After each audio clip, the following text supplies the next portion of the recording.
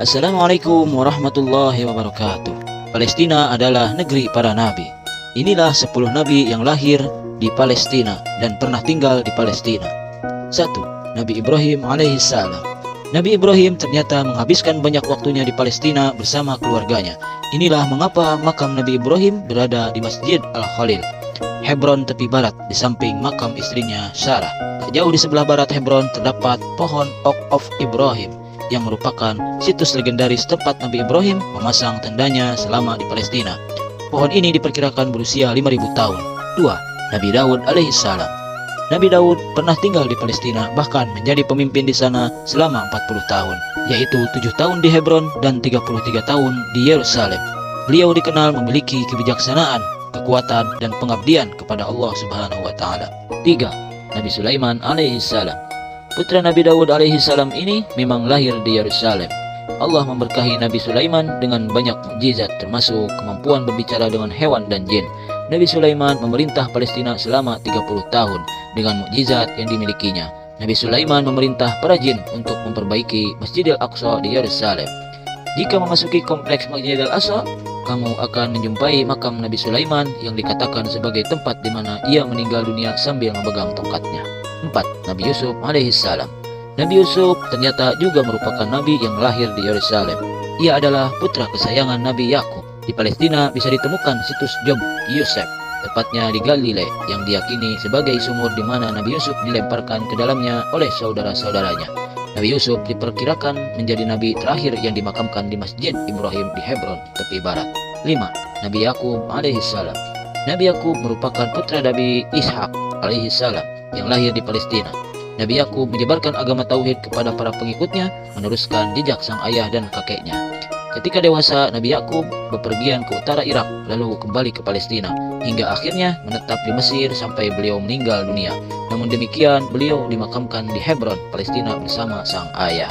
Makamnya berada di dalam Masjid Ibrahimi bersama dengan makam Nabi Ibrahim, Nabi Ishak, dan putranya Nabi Yusuf.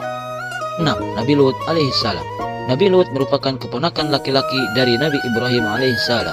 Nabi Lut mendapatkan tugas untuk berdakwah kepada kaum Sodom dan Gomorrah. Diyakini kaum tersebut dulunya tinggal di sebuah tempat, sebuah danau garam yang berlokasi antara tepi barat dan Yordania.